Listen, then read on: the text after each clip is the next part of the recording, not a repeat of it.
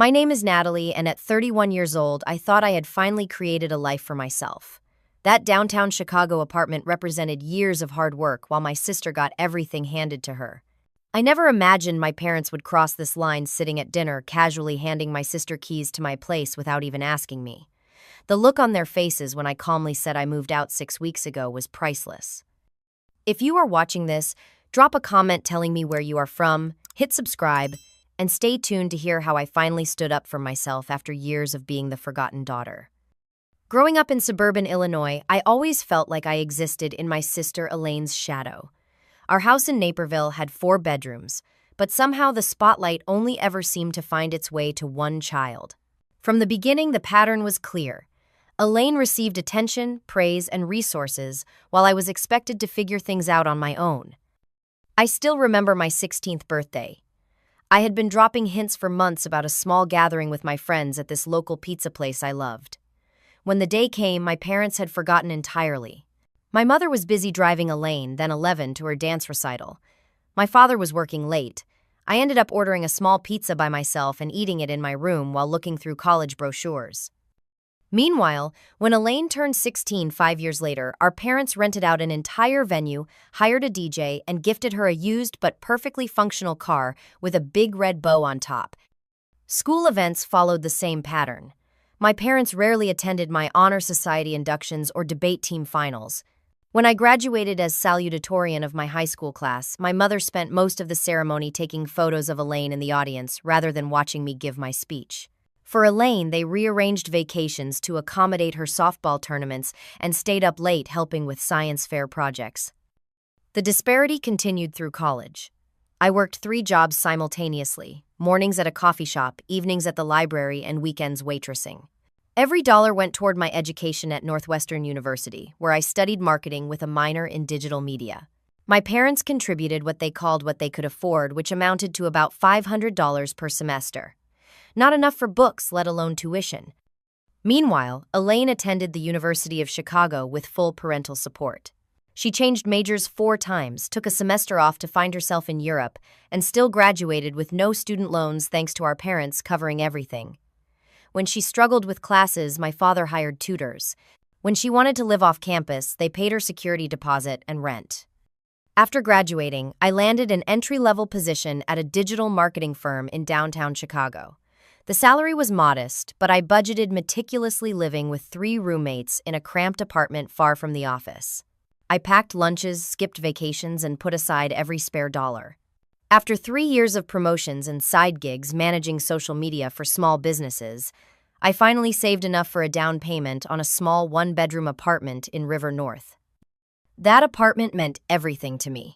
900 square feet of hardwood floors, exposed brick, and windows that caught the morning light just right. The kitchen was barely big enough for a table, but I bought a beautiful secondhand island that served as both workspace and dining area. Every piece of furniture represented careful selection and saving. The gray sectional couch took 6 months of overtime to afford. The bedroom set came from 4 different thrift stores, painstakingly refinished on weekends. Nothing matched perfectly, but everything was intentionally chosen. Just before all this family drama started, I had gone through a painful breakup with Thomas, my boyfriend of 2 years. We met at a marketing conference and had what I thought was a solid relationship. He was creative, ambitious, and seemed to understand my complicated family dynamics. Then one evening over dinner, he casually mentioned he had accepted a job in Seattle without discussing it with me. When I expressed shock, he seemed genuinely surprised that I might have wanted input on a decision that would effectively end our relationship. The breakup left me questioning my judgment and feeling particularly vulnerable. Despite the unequal treatment, I maintained a surface-level relationship with my family. I called my mother weekly. I sent birthday and holiday gifts. I attended Sunday dinners once a month, driving 40 minutes each way to sit at the table where conversation inevitably centered around Elaine's latest drama or accomplishment. I smiled and nodded through stories about my sister's 3rd attempt at graduate school or her newest boyfriend. I helped clear the table while my mother fussed over whether Elaine was eating enough. I hugged everyone goodbye while making mental calculations about how many weeks I could reasonably avoid the next dinner. These dinners were performances where I played the role of supportive daughter and sister while keeping my true feelings locked inside. I learned early that expressing hurt or resentment only led to being labeled too sensitive or jealous. So I built walls around my heart and learned to keep conversations superficial. My real life, my friendships, my struggles, my achievements all remained carefully separate from my family life. The apartment was my sanctuary from all of this, my proof that I could create something beautiful entirely on my own. Elaine's pattern of instability became impossible to ignore as we entered our 20s and 30s.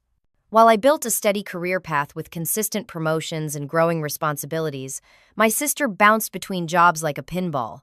She worked as a barista for 3 months before quitting because the early hours disrupted her creative energy. She lasted 6 weeks at an administrative position because her supervisor just did not understand her process. She tried selling real estate but gave up after failing to close any deals in 4 months. After each job ended, our parents stepped in with financial support. They paid her rent when she could not. They covered her car payments when she declared the work too stressful.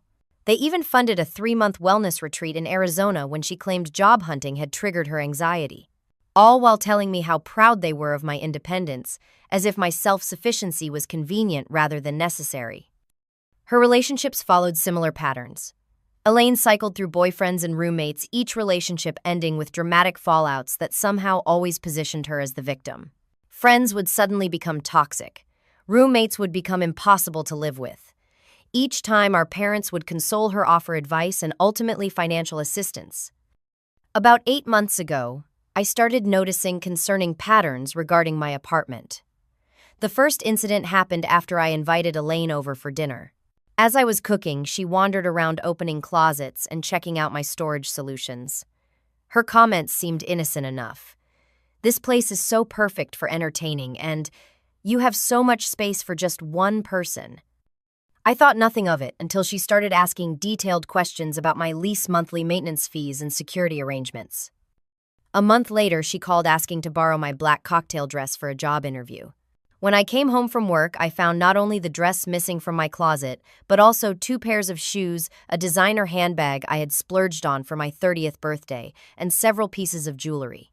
When confronted, she acted surprised by my upset, saying, "I thought you would want to help me look professional. It is not like you were using them today." The unannounced visits began soon after. I would come home to find Elaine sitting on my couch, having been let in by the doorman who recognized her as my sister. She would wave off my surprise with comments like, "I was in the neighborhood," or "I needed some sister time."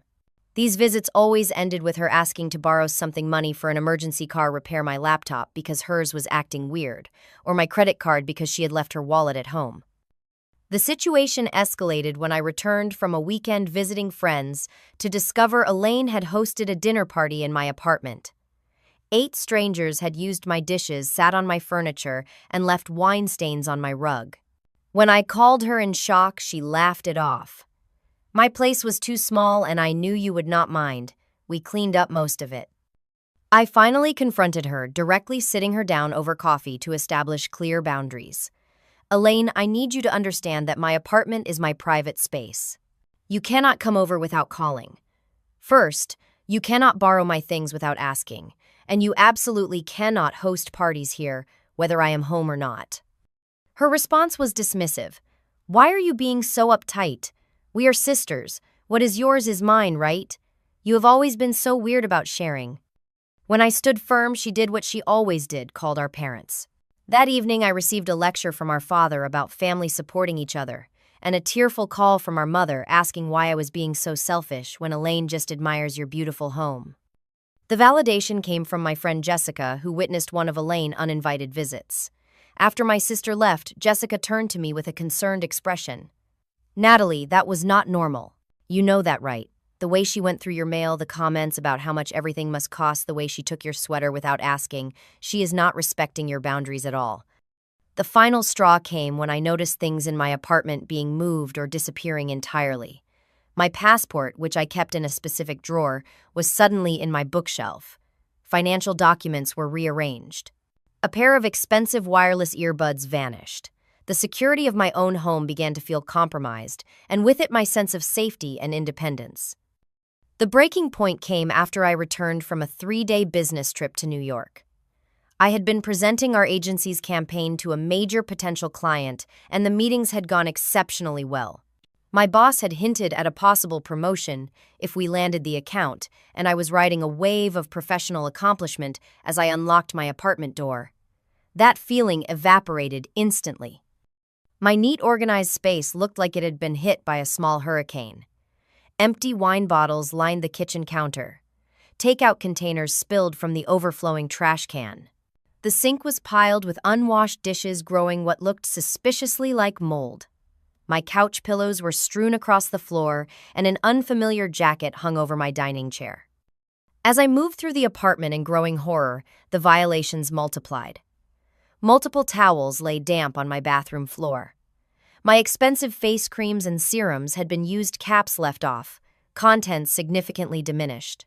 The guest bedding I kept in the hallway closet was rumpled on the couch, along with several blankets I did not recognize. The most painful discovery waited in my bedroom. My journal, which I kept in my nightstand drawer, lay open on the bed pages, visibly turned and creased. Next to it sat a wine glass with a lipstick smudge that matched the shade my sister typically wore. The invasion of this most private space, the words I had written about my feelings, my therapy journey, my deepest insecurities, was breathtaking in its violation. I called Elaine immediately, my hands shaking with anger I rarely allowed myself to feel. When she answered with a casual, "Hey sis," I could barely form coherent sentences. My apartment. You were in my apartment. With people. You read my journal. Her response was so predictable it would have been comical in any other circumstance. Oh, that. Yeah, I needed a break from my roommates. They have been super annoying lately, having loud sex and smoking inside.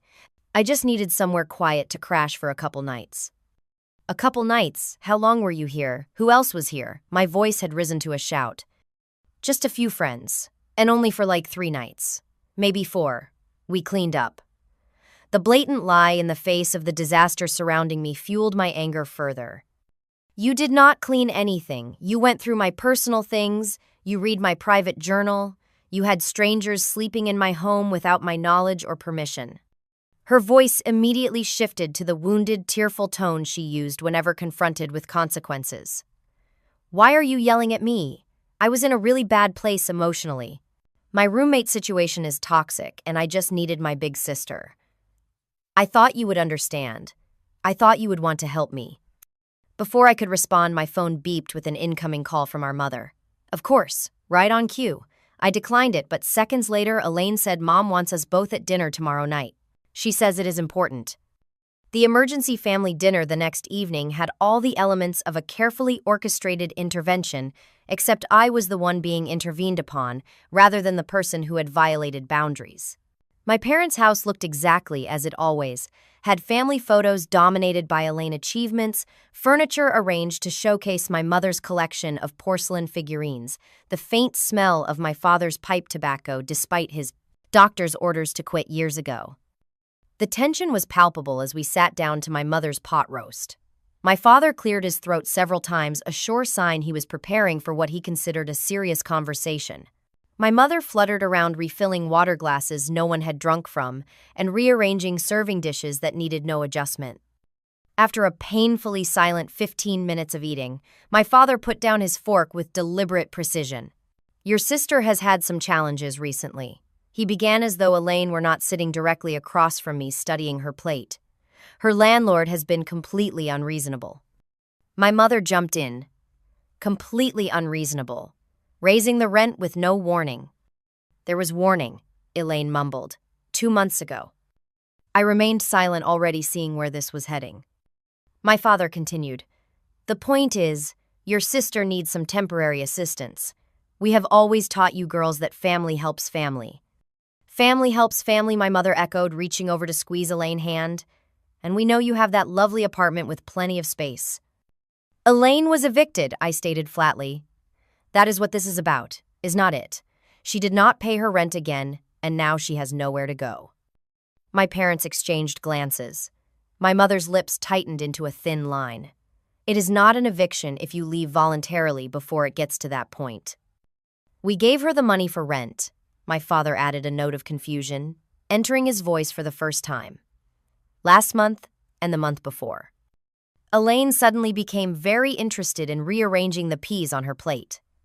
So what exactly are you asking me? I knew the answer, but I wanted them to say it explicitly. We think it would be best if Elaine stayed with you for a little while, my mother said, her voice taking on the syrupy sweetness she used when trying to manipulate a situation, just until she finds a new place. A few months at most. Absolutely not. The firmness in my voice surprised even me. Natalie, my father said, his tone hardening. Your sister needs help. This is what family does. No, this is what our family does for Elaine. When I needed help with college tuition, I got a third job. When I needed a place to live, I found roommates and worked overtime. When I wanted to buy an apartment, I saved for years. That is different, my mother interjected. You have always been so independent, so capable. And that became the excuse for giving me nothing, while giving her everything. I said the words I had swallowed for years finally spilling out. I am not letting her move into my home. Not for a day, not for a week, certainly not for months. You have 2 bedrooms, my father argued, his face reddening. I have 1 bedroom and a home office that I need for my job. And even if I had 10 bedrooms, the answer would still be no. Elaine does not respect boundaries. She has proven that repeatedly. Oh, boundaries, my mother said dismissively, waving her hand as if swatting away an annoying fly. You and your boundaries. Sisters should share and support each other. Support goes both ways, I said. When has Elaine ever supported me? When has she respected my privacy or my possessions? When has she shown any concern for my feelings? You are being selfish, my father declared, playing his trump card, the accusation that had kept me in line for most of my life. Your sister is family. So am I said, rising from the table, tears streaming down my face despite my best efforts to contain them. But that has never seemed to matter to any of you. I drove home that night with my hands gripping the steering wheel so tightly my knuckles turned white. Through the blur of tears, one thought crystallized with perfect clarity: nothing would ever change. I would always be the responsible one expected to sacrifice for Elaine. I would always be the daughter whose needs came second. I would always be giving pieces of myself away until there was nothing left. Unless I changed the pattern myself. That night in my apartment, surrounded by the evidence of my sister's disregard for my space and belongings, I finally broke down completely. The sobs that tore through me came from somewhere deep and primal, years of suppressed hurt and anger finally finding release. I curled into a ball on my couch, clutching a pillow to my chest, as though it could somehow protect me from the pain radiating through my body. When the storm of tears finally subsided, I felt hollow but oddly clear-headed. This space which I had created as my sanctuary no longer felt safe. The knowledge that my sister had been here looking through my things, reading my private thoughts, inviting strangers to use my belongings, it had contaminated everything. The apartment no longer felt like mine. At 1 a.m, I called Taylor, my best friend since college. She answered on the 3rd ring, her voice thick with sleep. Nat, are you okay? The whole story poured out of me, a jumbled, tear-stained account of the apartment invasion, the family dinner, the lifetime of being overlooked and undervalued. Taylor listened without interruption, occasionally murmuring sounds of support or outrage at particularly egregious details. When I finally ran out of words, the silence stretched between us for several moments. Then Taylor said something that changed everything. You know, you do not have to keep playing this role they have assigned you, right? You are allowed to rewrite the script. What do you mean? I asked, wiping tears from my cheeks. I mean that you have spent your entire life trying to earn approval from people who are constitutionally incapable of giving it to you. Your parents have shown you exactly who they are and how they value you. Believe them and make decisions accordingly. The truth of her words resonated in my chest. So what do I do? If it were me, Taylor said carefully, I would consider what my life would look like if I prioritized my own well-being over their expectations. Maybe that means moving somewhere they do not know about. Maybe it means strict boundaries about when and how you interact with them. Maybe it means therapy to work through the lifetime of being the less favored child. All of the above, I whispered, a plan already forming in my mind. The next morning, I called in sick to work for the first time in 3 years. Instead of going to the office, I spent the day researching apartments in neighborhoods far from River North. By afternoon, I had scheduled viewings of 5 different places. The following day, I saw all 5 and fell in love with the last one. A 4th-floor walk-up in Wicker Park with creaky wooden floors, a tiny but updated kitchen and windows that looked out on a courtyard filled with trees. It was smaller than my current place and considerably less polished, but it had character and, most importantly, no one in my family knew about it. I signed the lease that same day, putting down the security deposit and first month's rent from my emergency savings. The landlord, an older woman named Harriet, who lived on the 1st floor, seemed delighted to have a quiet professional as a tenant. "When can you move in?" she asked as we completed the paperwork. "As soon as possible," I told her. "Would this weekend work?" With the new apartment secured, my plan took shape with surprising speed. I opened a new bank account at a credit union across town, from my usual bank transferring half my savings immediately. I set up mail forwarding to a post office box rather than directly to the new apartment. I began bringing small boxes of my most treasured possessions to work with me, then dropping them at the new place on my way home. I decided to leave most of the furniture behind. The couch, the dining table, the bed frame, all of it felt tainted by what had happened. Only my grandmother's antique reading chair, a few cherished books, my most beloved kitchen items, and my clothes made the journey to Wicker Park. The rest I would deal with later. Setting up the new apartment became a kind of therapy. Each item I brought was carefully considered. Did it bring me joy? Did it serve a purpose? Was it free from negative associations? The resulting space was minimalist, but deeply personal. I splurged on new bedding, a soft duvet in shades of blue and green that reminded me of the ocean. I hung plants in the windows and photographs of friends on the walls. I bought a second-hand desk that fit perfectly in the alcove by the window, creating a workspace that felt both productive and peaceful. As the new place took shape, I felt a weight lifting from my shoulders. For the first time in my adult life, I had created a space that was completely unknown to my family, a sanctuary in the truest sense of the word. The practical aspects of my disappearing act required careful planning. I changed the passwords on all my accounts. I spoke with my supervisor at work, explaining in vague terms that I was dealing with a family situation and needed to update my contact information. I arranged for packages to be delivered to an Amazon locker rather than to either apartment. I told only 3 people my new address: Taylor, Jessica, and my therapist, whom I had started seeing weekly. During the 6-week transition period, I maintained minimal contact with my family. I responded to texts with brief, uninformative replies. I deflected questions about getting together. I pleaded work deadlines when pressured about Sunday dinners. When my mother called, I kept conversations short and revealed nothing of substance.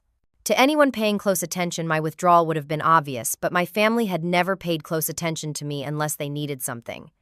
The new apartment quickly became more than just a living space. It became the headquarters for my emotional and psychological rebirth. Without the constant anxiety of unexpected visits or violations of my privacy, I found myself relaxing in ways I had not experienced before. I slept more soundly. I experimented with cooking elaborate meals just for the pleasure of it. I invited friends over without worrying about what they might report back to my family. Taylor visited, often bringing housewarming gifts and takeout dinner. "You look different," she observed one evening as we shared Thai food on cushions on the floor, my new dining table still on backorder. More peaceful. "I feel different," I admitted, "like I can finally breathe." In therapy, I worked through the complex emotions surrounding my family dynamics. The grief of never being the favorite child, the anger at years of unequal treatment, the guilt that still occasionally surfaced when I thought about my secret life. Dr. Reeves helped me understand that boundaries were not just healthy, but necessary, and that my parents' inability to respect mine was their failure, not mine. Families operate according to unspoken rules and assigned roles, she explained during one session. You were assigned the role of the self-sufficient one, the one who needs nothing.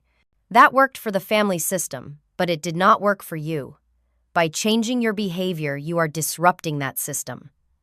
Expect resistance. The resistance, when it came, was exactly as predicted. As the weeks passed, my parents' messages became increasingly urgent. My mother's texts evolved from casual check-ins to worried inquiries about my health and well-being.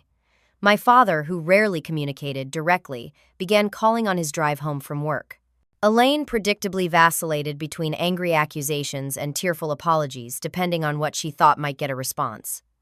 I monitored it all from the peaceful distance of my new home, responding just enough to prevent an actual wellness check, but never revealing my true situation. The space allowed me to see with painful clarity how conditional their concern really was, how quickly their worry about my well-being transformed into irritation when I failed to behave according to the established pattern. By the 6-week mark, I had settled fully into my new life. My name was on the mailbox. I knew the best coffee shop within walking distance and had become a regular at the farmer's market every Saturday. I had met 2 neighbors who seemed potential friend material. One, a graphic designer who worked from home. The other, a kindergarten teacher with a contagious laugh.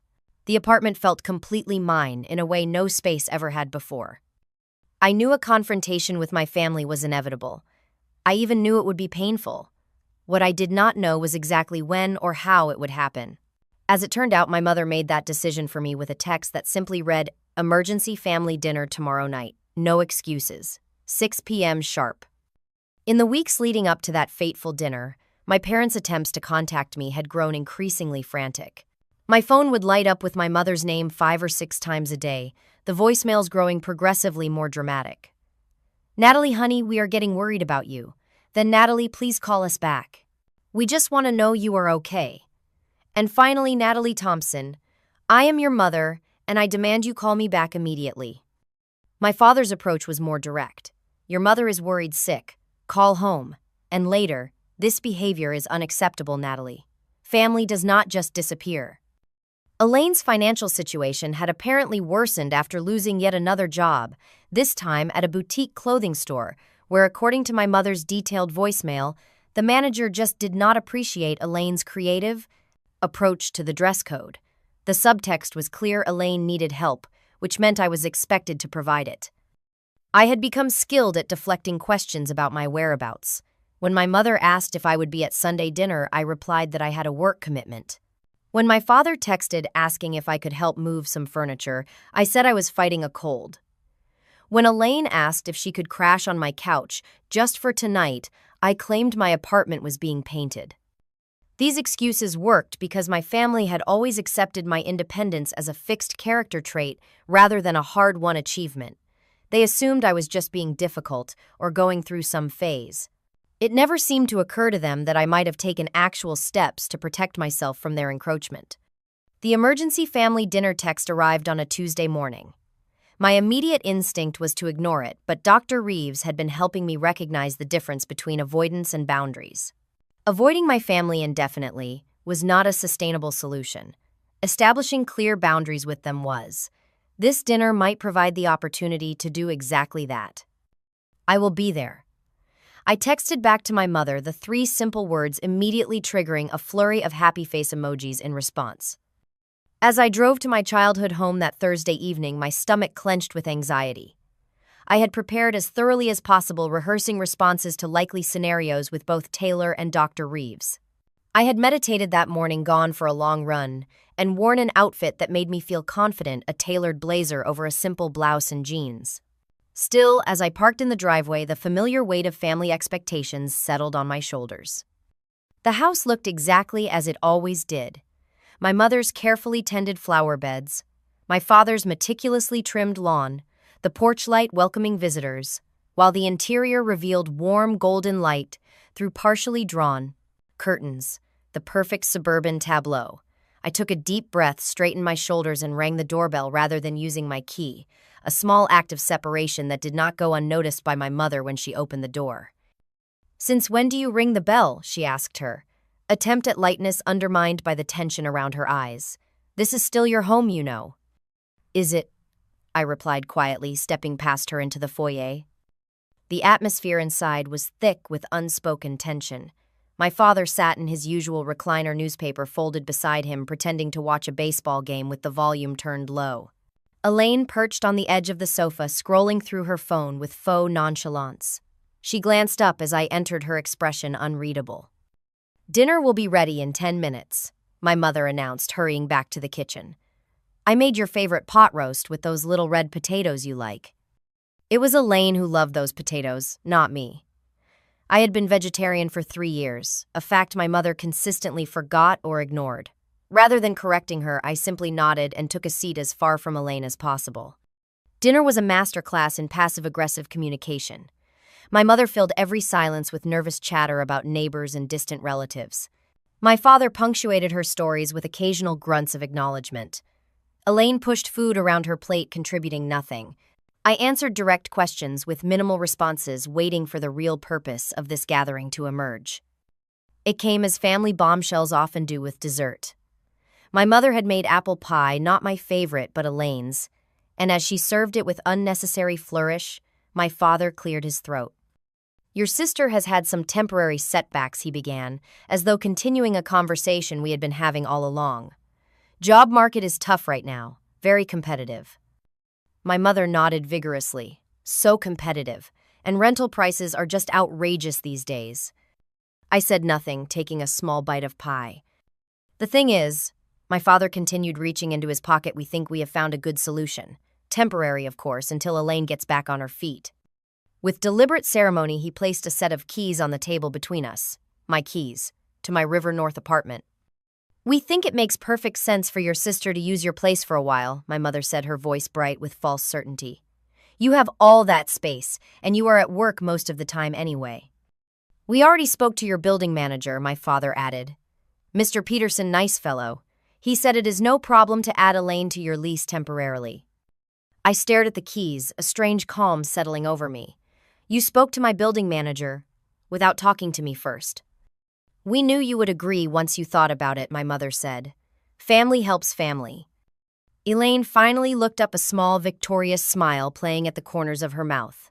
I promise I will keep everything super clean this time, she said, the implication that she would be moving in regardless of my opinion hanging in the air between us. My father nodded decisively. It is all arranged then. Elaine can move in this weekend, just for a few months until she finds something else. They were all looking at me now, waiting for my acquiescence, the script they had followed my entire life playing out exactly as they expected. The responsible daughter would once again sacrifice for the family, would once again put her sister's needs above her own, would once again accept the unequal distribution of support and respect. I looked at each of them in turn, my father's confident expression, my mother's pleading eyes, my sister's barely concealed triumph, and made my decision. I felt strangely calm as I looked at my family gathered around the table, all waiting for my predictable compliance. For once I held information they did not have power they could not anticipate. The irony that they had inadvertently created this situation through their own actions was not lost on me. That is funny, I said, my voice steady and clear. I have not lived in that apartment for 6 weeks. The silence that followed was absolute. My mother's fork clattered against her plate. My father's confident expression froze, then crumbled into confusion. Elaine's smug smile vanished, replaced by widening eyes and parting lips. What do you mean you have not lived there? My mother finally asked her, voice trembling slightly. Where have you been staying? My father leaned forward, his face flushing with the first stirrings of anger, always his go-to emotion when control slipped from his grasp. What are you talking about, Natalie? Of course you live there. We were just on the phone with your building manager yesterday. I still own the apartment, I clarified. I still pay the mortgage. But I do not live there anymore. I moved out 6 weeks ago after Elaine let herself in while I was on a business trip, invited strangers over, went through my personal belongings, and read my private journal. Elaine's face went pale, then red. It was not like that. It was exactly like that, I countered, still maintaining my composure. You violated my space and my privacy. You always have, because you have never been taught that other people's boundaries matter. Boundaries again, my mother said, throwing up her hands. You and these boundaries. We are family, Natalie. Family does not have boundaries. Healthy families absolutely have boundaries, I replied, and healthy families respect each other. They do not play favorites or expect one child to constantly sacrifice for another or make major decisions about someone's home without consulting them. My father's expression had shifted from confusion to full-blown anger. So you have been lying to us for weeks, hiding where you live. What kind of daughter does that? The kind who has learned that it is the only way to protect herself, I said quietly. The kind who has spent her entire life trying to earn the same consideration automatically given to her sister. The kind who finally realized that was never going to happen. This is ridiculous, my mother said, tears gathering in her eyes. We have always treated you girls exactly the same. I could not help the short, bitter laugh that escaped me. Mom, that is just not true, and I think on some level you know it. When Elaine needed college tuition, you paid it. When I needed it, I worked 3 jobs. When Elaine lost apartments because she spent rent money on other things, you bailed her out. When I saved for years to buy my own place, you barely acknowledged it until you decided it could solve Elaine's problems. That is completely different, my father interjected.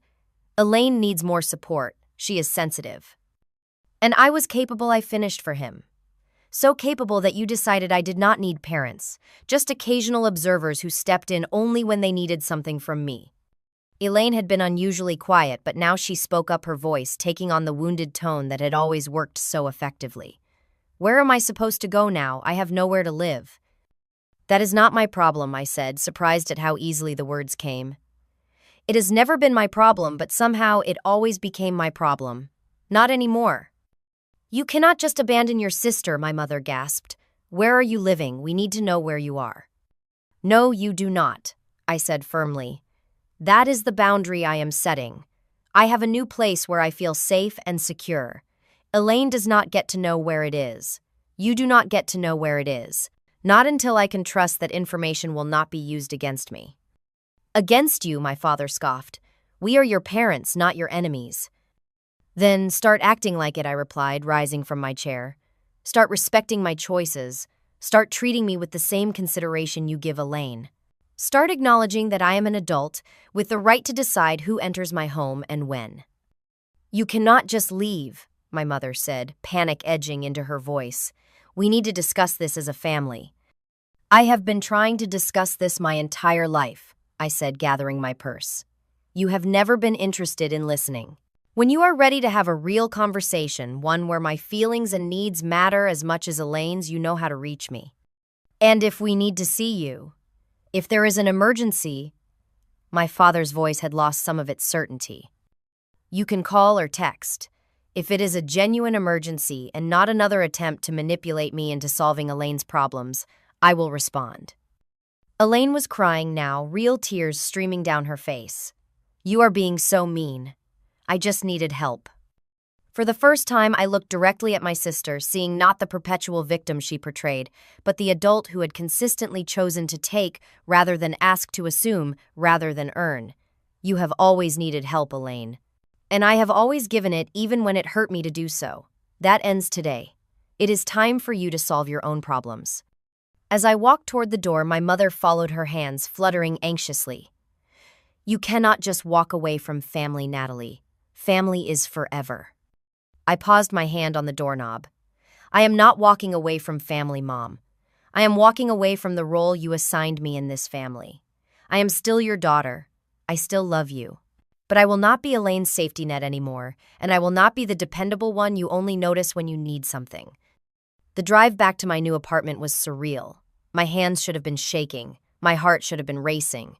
Instead, I felt a profound sense of peace washing over me. For the first time in my adult life, I had spoken my truth without apology or modification. I had set a boundary and held it despite the emotional manipulation that had always worked before.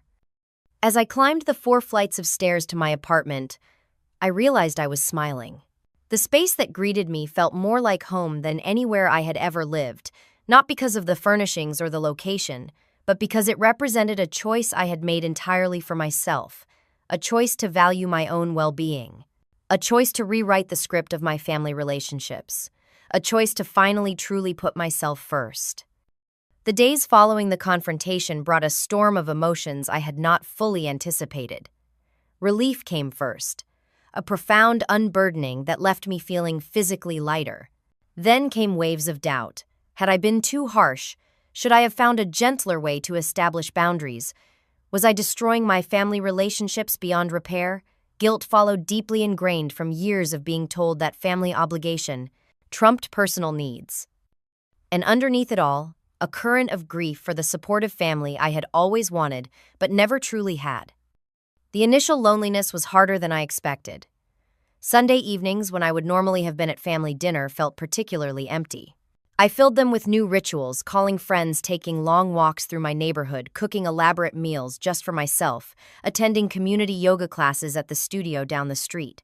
Slowly, the emptiness began to feel less like deprivation and more like possibility, a canvas waiting for new connections and experiences. My phone became a battlefield of emotional manipulation. My father's messages were terse and accusatory. "Your mother is heartbroken. Elaine had to move in with a coworker. This is not how we raised you." My mother alternated between guilt trips. "I cried myself to sleep last night," and desperate attempts at normalcy. "I saw a blouse today that would look lovely with your coloring, Gaxtas." Elaine's approach was the most erratic, ranging from vicious attacks. "You have always been jealous of me," to pathetic pleas. "I have nowhere to go," to attempts at boundary crossing. "Just tell me your new address." "I promise I will not tell Mom and Dad." I responded to none of them at first, using the techniques Dr. Reeves had taught me to acknowledge the emotions their messages triggered without feeling compelled to act on them.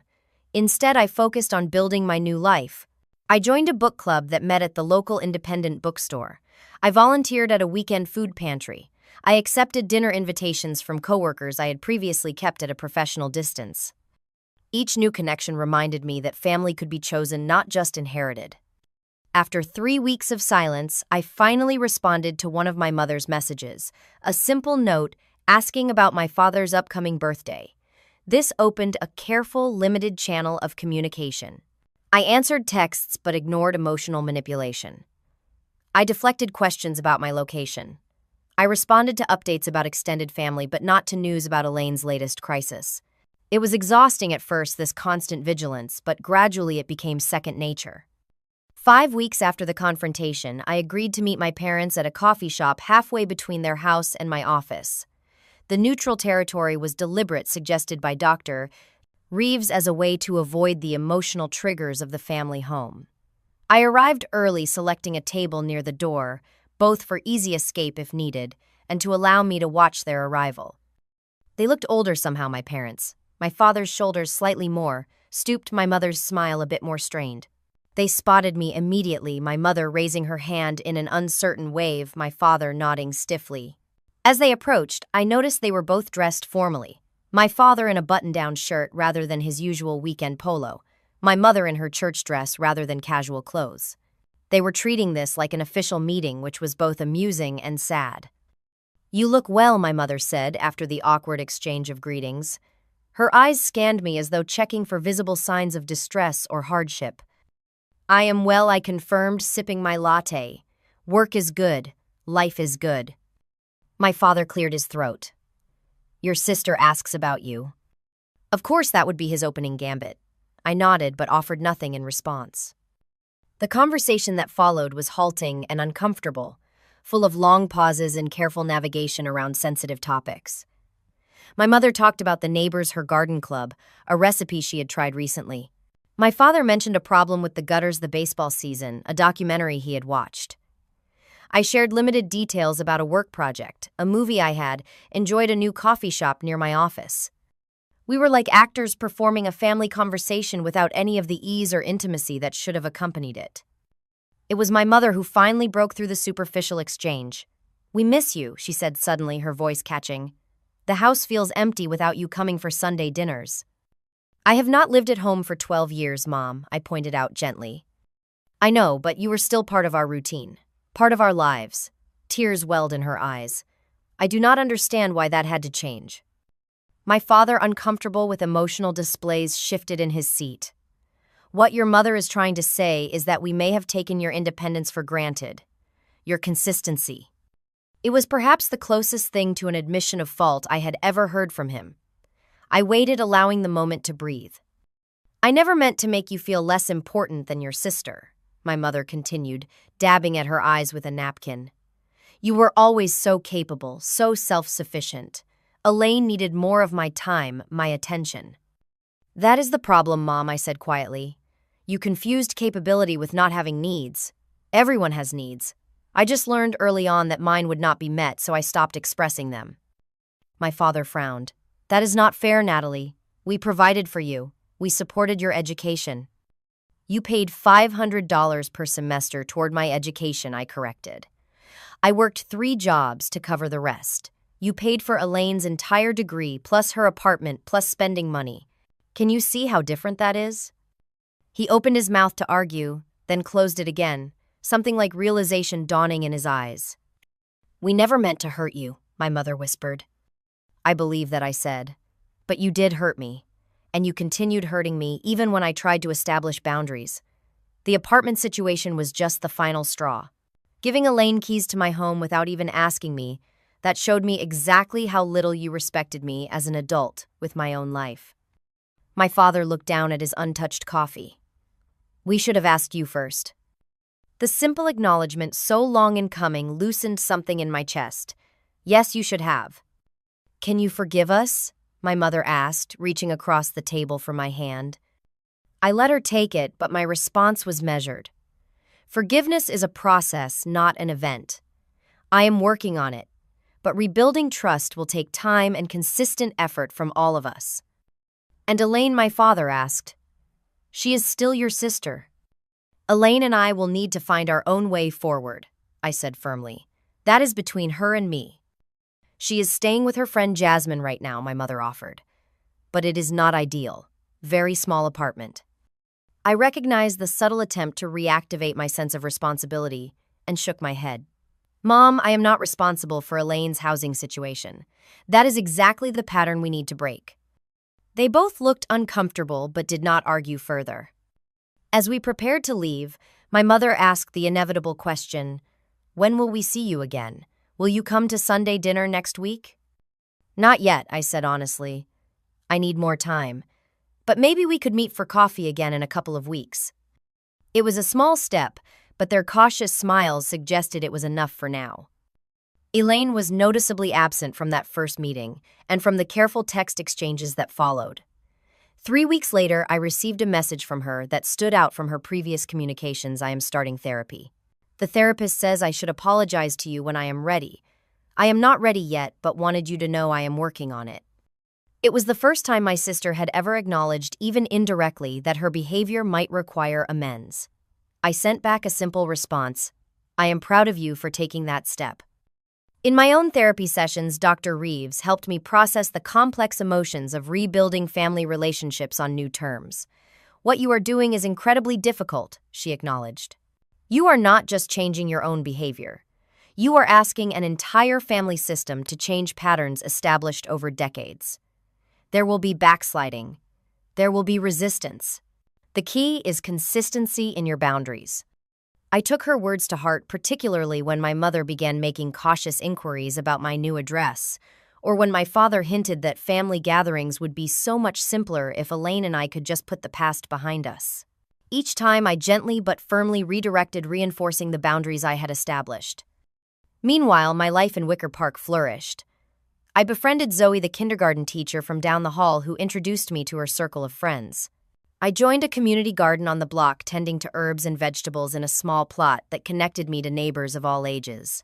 I accepted a promotion at work that acknowledged the quality of my contributions rather than just my reliability. Most importantly, I developed a new relationship with myself.